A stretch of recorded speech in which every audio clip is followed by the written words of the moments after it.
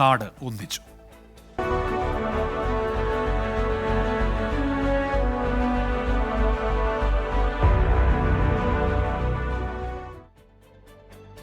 വധശിക്ഷയ്ക്ക് വിധിക്കപ്പെട്ട് സൗദി അറേബ്യയിലെ ജയിലിൽ കഴിയുന്ന കോഴിക്കോട് ഫറോക്ക് സ്വദേശി അബ്ദുറഹീമിന്റെ മോചനത്തിന് ആവശ്യമായി 34 കോടി രൂപയും സമാഹരിച്ചു.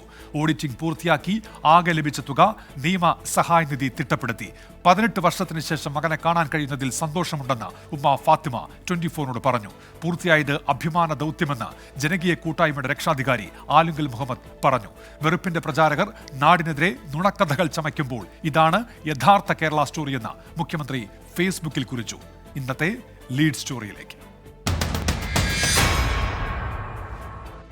ലോകമെമ്പാടുമുള്ള മലയാളികളുടെ മനസ്സും കാരുണ്യവും തുണയായതോടെ അസാധ്യമെന്നു കരുതിയ 34 കോടി രൂപ ദിവസങ്ങൾക്കകം അബ്ദുൾ റഹീമിനായി സമാഹരിച്ചു.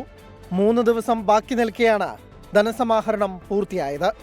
മോചനത്തിനായുള്ള നടപടികൾ പുരോഗമിക്കുകയാണെന്ന് ജനകീയ കൂട്ടായ്മയുടെ രക്ഷാധികാരി ആലുങ്കൽ മുഹമ്മദ് 24നോട് പറഞ്ഞു.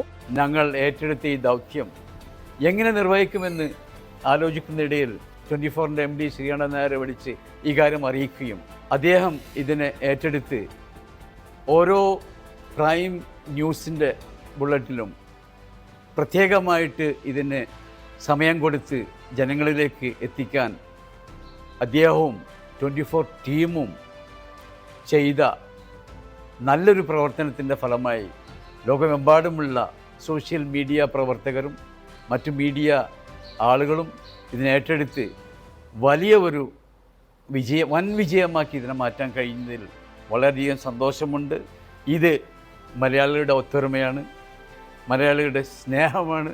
പെരുന്നാൾ ദിനത്തിൽ നിറഞ്ഞു തുളുമ്പിയ ഉമ്മയുടെ കണ്ണിൽ സന്തോഷവും പുഞ്ചിരിയും. എല്ലാവരോടും നന്ദി. എൻ്റെ കുട്ടികളൊന്ന് കഴിച്ചിലായി കിട്ടിയിട്ട് എൻ്റെ അടുത്ത് വന്ന് കാണട്ടെ, കാട്ടിത്തരഞ്ഞ് നിങ്ങളൊക്കെ സഹകരിച്ച് നിങ്ങളൊക്കെ നന്ദി. എല്ലാവരോടും നന്ദി പറയുന്നു. വേറൊന്നും പറയാനില്ല. എല്ലാവർക്കും നന്ദി, ശുക്ർ തന്നെ.